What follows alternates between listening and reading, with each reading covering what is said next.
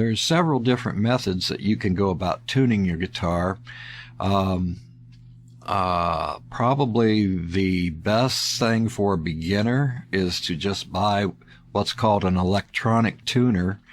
They either sense the vibrations or they convert the sound into actual notes or pitches, and they're relatively inexpensive. An electronic tuner may go from $10. Of course, you can spend $100 or maybe even more than that on a tuner, but most people are satisfied with a $15 or $20 guitar tuner. So you might want to check with your local music store on that, because it really simplifies the process.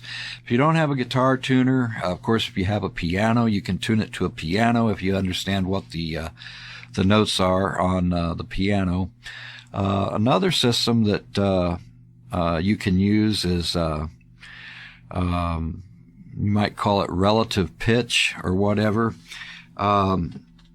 If you know the pitch of one string, say, for example, you know that this note right here is supposed to be an E note, that's the 6th string open, you can take and run up to the 5th fret, and on the 5th fret it becomes an A. Well, it just so happens that your next string, the 5th string, when you play it open, is also an A. So they should sound the same. Here's, you start with your E note.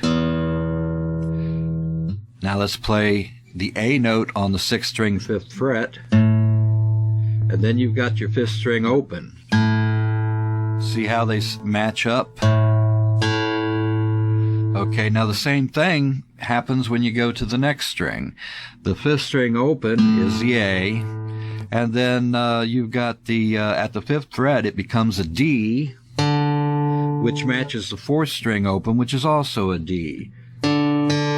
So they should sound the same. And then when you get to the next string, which would be the 4th string, open, it's a D, but when you press it down at the 5th fret, it becomes a G. So that's a G, and the 3rd string open is a G. So they should sound the same. And then when you go to the next string, it's a little bit different from the others.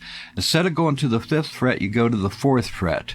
And the open 3rd string, and by the way, when you're counting the strings, you always think of the little string as the 1st string and the big string as the 6th. So it's 1, 2, 3, 4, 5, 6. Anyway, so the 3rd string, you instead of playing it on the 5th fret like we did the others, you want to play it on the 4th fret. And that matches up with the 2nd string open. So they should sound the same. And then after that, you go to your 2nd string, 5th fret, which it's an E on the 5th fret. It's a B string open, but it's an E when you play it on the 5th fret, and that matches with your 1st string open. Okay, so that's a way that you can tune your guitar. You'd kind of, it looks something like this.